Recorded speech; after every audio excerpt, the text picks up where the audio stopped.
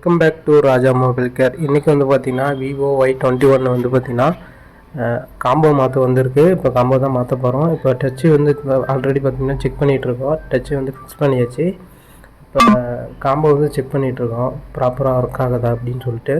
ஏன்னா நம்ம வந்து டிஸ்பிளே ப்ளேஸ் பண்ணும்போது ஃபஸ்ட்டு வந்து பார்த்திங்கன்னா காம்போ நல்லா ஒர்க் ஆகுதா அப்படின்னு சொல்லிட்டு செக் பண்ணிவிட்டு அதுக்கப்புறம் தான் நம்ம வந்து டிஸ்பிளே வந்து பேஸ்ட் பண்ணோம்.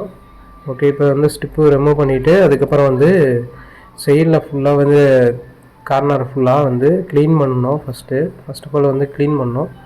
க்ளீன் பண்ணிவிட்டு அதுக்கப்புறம் தான் நம்ம வந்து டிஸ்பிளே வந்து பேஸ்ட் பண்ணிவிட்டு அதுக்கப்புறம் இன்ஸ்டால் பண்ணுற மாதிரி இருக்கும். ஏன்னா அப்படி பண்ணால் தான் உங்களுக்கு வந்து ப்ராப்பராக வந்து டிஸ்பிளே வந்து ஒர்க் ஆகும். அதாவது டிஸ்பிளே வந்து ஃபிட் பண்ண பிறகு ஒரு 1 or 2 டேஸில் வந்து பார்த்திங்கன்னா டிஸ்பிளே வந்து ஆட்டோமேட்டிக்காக டச் ஒர்க் ஆகும். அந்த மாதிரிலாம் வரும்.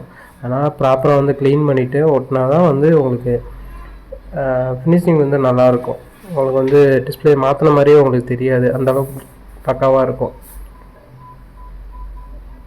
இப்போ வந்து பார்த்திங்கன்னா பேஸ்ட் வந்து அப்ளை பண்ணுறோம்.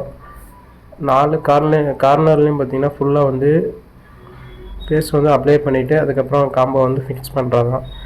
ஓகே, வீடியோ வந்து ஃபுல்லாக பாருங்கள், உங்களுக்கு யூஸ்ஃபுல்லாக இருக்கும்.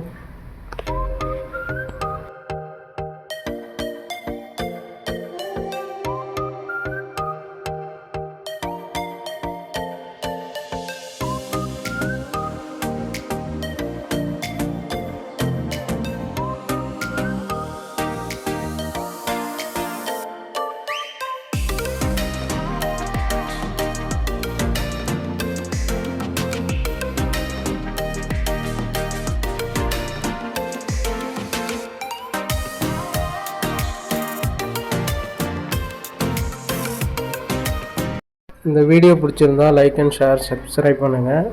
வீடியோவை மறக்காமல் வந்து ஷேர் பண்ணுங்கள்.